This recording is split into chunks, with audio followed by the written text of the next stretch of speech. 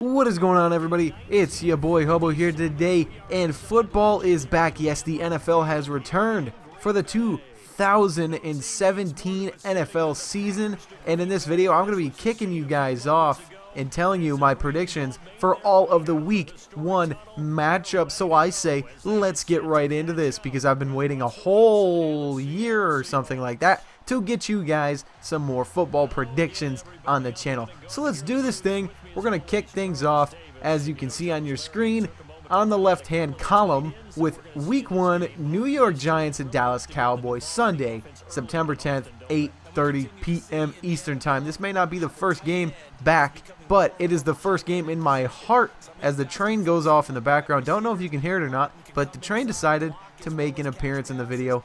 But on the football-related side of things, we're going to talk about the Giants and the Cowboys. Of course, I have vested interest in this game because I am a New York Giants fan, and I detest the Dallas Cowboys with every fiber of my being. That being said, when you look at both sides of the ball for both teams, the Cowboys have a good offense. Sure, I'll give you that. Ezekiel Elliott may or may not play Week 1, which could factor in to this game. If he doesn't play, then the Giants win. If he does play, then the Giants win. However, looking on the other side of the ball for the Cowboys, their defense lost, 11 players, and a lot of them are suspended going into this game. So that's not going to help out the Cowboys at all. And they already need as much help as they can get in order to beat the Giants here in Week 1.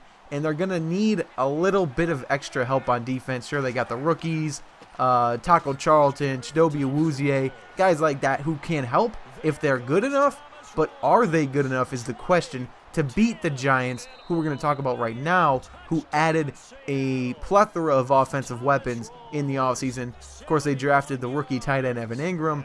They signed Brandon Marshall. Then they've got, of course, returning Odell Beckham and Sterling Shepard. Paul Perkins is looking to spearhead the running game. The offensive line looks to be playing a little bit better than last year, which can help. And, of course, you've brought back a 2-time Super Bowl winning quarterback and a 2-time Super Bowl MVP in Eli Manning.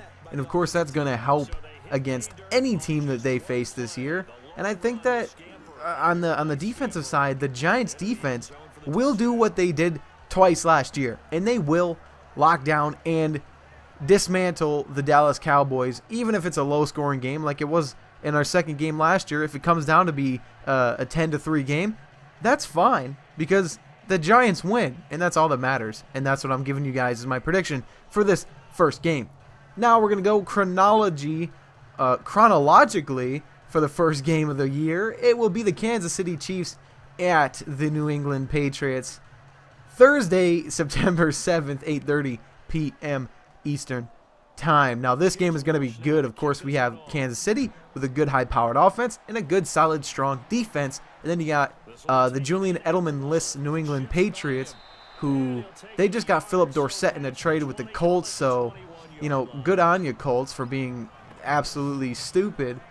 But yeah, the Patriots, they have a high-powered offense. Of course, they got Tom Brady. I guess that's all you really need to say about their offense. Their defense, I would say, could end up being their strong point. And if it does end up being their strong point, then this is a scary group. Because if the Patriot defense can become better than the Patriot offense, every team in the league is officially put on notice, because they're probably going to get destroyed in whatever matchup they have with the Patriots. However, this being an opening day game, of course, Bill Belichick always gets his starters ready for the Week 1 and for the remainder of the season. And Andy Reid is a great coach as well, so I think that this is a very evenly matched up game. But I'm going to give it to the Kansas City Chiefs just because I don't like the Patriots, and they don't need to win Week 1. Madden curse, son. Give it to the Kansas City Chiefs. Give it to Alex Smith. They deserve one, and they're probably going to go out and earn it as well. Next, we got the Jets and the Bills, Sunday, September 10th, 1 p.m. Wow. As if anybody actually wants to watch this game. The Bills are trying to tank. The Jets are trying to tank. It's a game of who is trying to tank more. And it's kind of an interesting matchup. And I think that we'll know who's trying to tank more by who loses. Because whoever loses this game is probably trying to tank more. And I think that that's a fair assumption of these two football teams. They're terrible. They're both really bad. But if I had to pick a winner, I'm going to go with the Buffalo Bills. Next up, we have the defending 28-3 blowers, the Atlanta Falcons, and the Chicago Bears on Sunday, 1 p.m. This game should be nowhere close, frankly. I don't think that the Bears put up more than 14 points, and I think that the Falcons might roll to a 40-point win, and that is scary because they have a lot of returning stars on offense and defense. They've got guys like Tack McKinley coming in, and they're a scary group. I'm going to say it. If I had to face the Falcons this year, I would be putting on my diaper prior to the game because I may end up crapping myself. And that's, I think, a fair assumption of the 2017 Atlanta Falcons. And I think they're going to come out and mop the floor with some Chicago Bears. Next up, we have the Baltimore Ravens and the Cincinnati Bengals, 1 p.m. on Sunday. Who really cares? No, I'm being serious, though. But the Ravens, they don't have Steve Smith anymore. The Bengals, they don't even have a goddamn offensive line to speak of. And both defenses are questionable at best. I'm going to go out and say it, that both defenses are questionable at best. You don't have Vontaze Burfict if you're the Cincinnati Bengals, and that's a big blow. The Baltimore Ravens, I feel like they've always been a really shoddy group, especially since Ray Lewis left. You know, they haven't really been able to find their footing as a defense. And this game is probably going to be a good one in the sense that both teams are going to put up a lot of points. But if I had to pick a winner, I'm going to give it to Andy Dalton and the Cincinnati Bengals because Joe Flacco is just now returning to practice. I think he just returned a couple of days ago. He's been hurt all offseason. And that's not good when your franchise starting quarterback, Super Bowl winning quarterback, is not going to be 100% going into your Week 1 game. So I'm going to give it to the Bengals over the Ravens. Next, we have the Pittsburgh Steelers at the Cleveland Browns, September 10th, 1 p.m. Who would have guessed? This may seem like a shock to you, but I'm going to give my quick thoughts right here, right off the bat. And I'm going to say that the Cleveland Browns win against the Pittsburgh Steelers in the dog pound. That's all I got to say about that. If you have any more thoughts, and if you want to pry me more for questioning, do it in the comment section below, and I'll be more than happy to give you guys my thoughts on why I think the Browns will beat the Steelers. But we've got something else to talk about now. The Arizona Cardinals at the Detroit Lions. This is going to be a good game. Both teams have good offenses, really. As long as Carson Palmer can get his act into shape and be the quarterback he was 2 years ago that led the Cardinals to the NFC Championship, then they'll be a good unit. But if they don't get that kind of leadership from Carson Palmer, then we're going to be speaking of a whole different game, and we might be speaking of a Detroit Lions rout because the Lions are a good team fundamentally, offensively and defensively, and they really do have the power to go out there and win a game by a lot of points. And I think that what we're most looking forward to, everybody, for the Detroit Lions this season is to see what their new uniforms look like in real game action. That's a fair assumption, I think, and I think because of the power of new uniformage, the Detroit Lions will end up beating the Arizona Cardinals. Next, we have the Jacksonville Jaguars and the Houston Texans. The Jaguars, you know, sure, you plug Tom Coughlin in to the role of head football advisor, whatever the hell they want to call him, but really, when you look up and down that roster, it's a talented group, but I don't know where it ends because they're a talented group that can't put it together, and that is bad, very bad. The Jacksonville Jaguars don't really have a quarterback. Blake Bortles kind of sucks. Whoever they have behind him kind of sucks more. So I guess if they give the ball to Blake Bortles, it's going to be a defensive showcase for the Houston Texans. And another thing, on a more serious note, I don't know where the Texans are going to be playing because right now NRG Stadium is being used as a shelter for Hurricane Harvey victims. So I don't know if they're going to be actually playing in NRG or if they're going to play somewhere at another facility somewhere in Texas. Maybe they'll play at Arlington because, well, no, they can't. Yeah, I don't know. I don't know where they're going to be playing.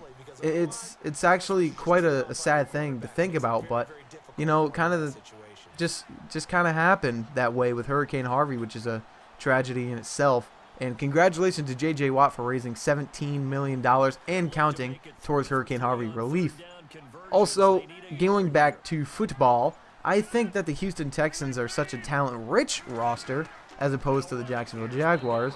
You've got your explosive wide receivers for the Texans. You've got a really good defense.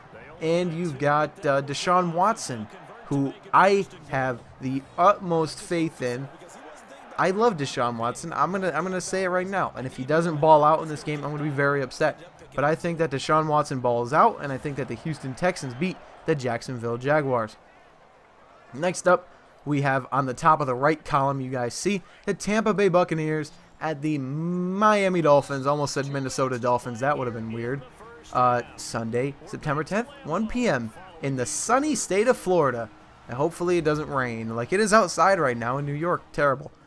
But the Buccaneers, I think, are a better overall team than these Miami Dolphins, especially being led by Jay Cutler and not Ryan Tannehill, which is a bad thing. But I think Jameis Winston, especially after watching Hard Knocks, how can you watch Hard Knocks and not think that the Buccaneers are a team to root for? They really are. And I'm going to put all my eggs in the basket of Jameis Winston, and I'm going to pick the Buccaneers here in this game. Next up, we've got the Oakland Raiders visiting the Tennessee Titans. Sunday, September 10th, 1 p.m. Who would have thought? The Oakland Raiders, much better than the Tennessee Titans.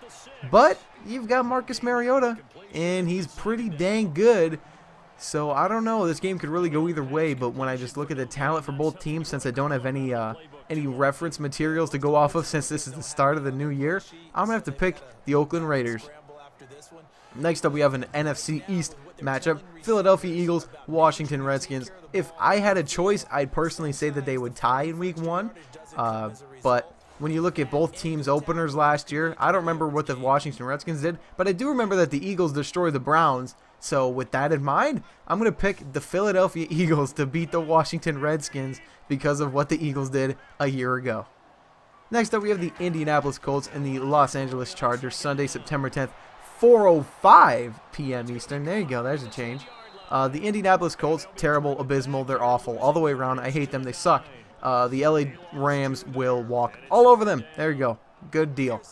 Next up, we have the Seattle Seahawks visiting the Green Bay Packers. And Jesus, does this game have my mind blown.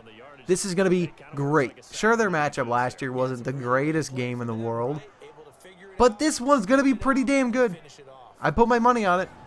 But who does? But who wins? But spit it out, Junior. But who wins? Seriously, between two good quarterbacks, two Super Bowl winning quarterbacks with star wide receivers. You know, you got Jordy Nelson, Randall Cobb for the Packers, and then you got Doug. What's his name? I don't remember his name, but his name is Doug. I probably remember when I'm done filming here. Doug Baldwin. There we go. Doug Baldwin for the Seahawks, and then I don't know really who they have left, but it's going to be interesting to see Eddie Lacy run against his former team. I will say that. And Ty Montgomery, officially a running back now, will take over for the Green Bay Packers. Both defenses look to be in tip-top shape, especially since the Seahawks just made a trade. I don't remember for who, but they just made a trade for a defensive player, so I think that they're bolstering their defense very close to the opening of the season. We're only a week away, exactly a week away from games starting, actually, because it's 2:13 right now where I'm at, and that means that pretty much all of these games will have started by now. But this is going to be a really great game, late game. I love late games, especially being able to watch the Packers, because they are such an explosive group, and the Seahawks because they're such a defensively minded group. And I love watching defensive football games. Not many people do. They think it's boring, but I'm a football purist, and defensive games really get my blood pumping. But I don't know who to pick in this game. You know, it's kind of tough. But if I had to flip a coin and I picked heads for the Green Bay Packers and it landed on tails, I'm still picking the Green Bay Packers to win against the Seattle Seahawks. Next up, we have the Carolina Panthers and the San Francisco 49ers. I've got two names for you that will tell you who my prediction is. Cam Newton, Christian McCaffrey. Let's move on. New Orleans Saints, Minnesota Vikings, Monday Night Football. The first of two games on Monday Night Football. Mind you, this is the 7-10 game. Adrian Peterson makes his return to the Minnesota Vikings as a member of the New Orleans Saints. And by virtue of looking at Drew Brees as an individual and as a quarterback, I'm giving this win to the New Orleans Saints because Drew Brees is a master. He's one of the best quarterbacks in the game, and he will be able to lead this New Orleans offense against a pretty, well, let's face it, a pretty average Minnesota Viking defense. They started strong at the beginning of last year, but then completely faltered down the line, and that's why they were terrible last year. And they didn't beat the Cowboys, but they could have, but, you know, whatever. But yeah, I think the Saints are a more well-rounded group, and I think they're going to be able to pick up this win against the Minnesota Vikings. Now let's move on to the last game of the week and the second Monday night game. The Los Angeles Chargers and the Denver Broncos. Monday, September 11th, 10:20 p.m. So this is going to be a fun one.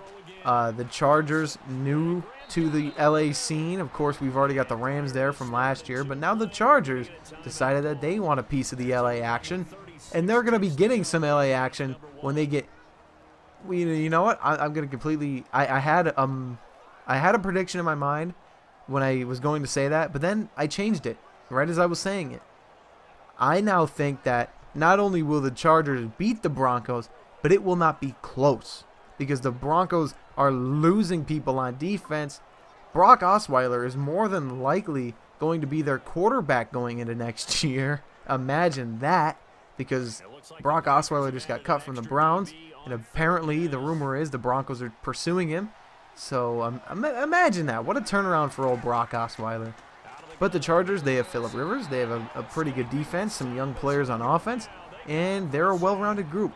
And I think that the Chargers pick up the win against the Denver Broncos, and it may not be close. So, ladies and gentlemen, that is it. That will do it for our coverage of Week 1 in the NFL. This is going to be an exciting new year, and I cannot wait to see the highs and lows of all the teams, and I cannot wait to see the Giants lift the Lombardi at the end of it all. But that will happen somewhere down the line, many months from now, and we've got a lot of football in between.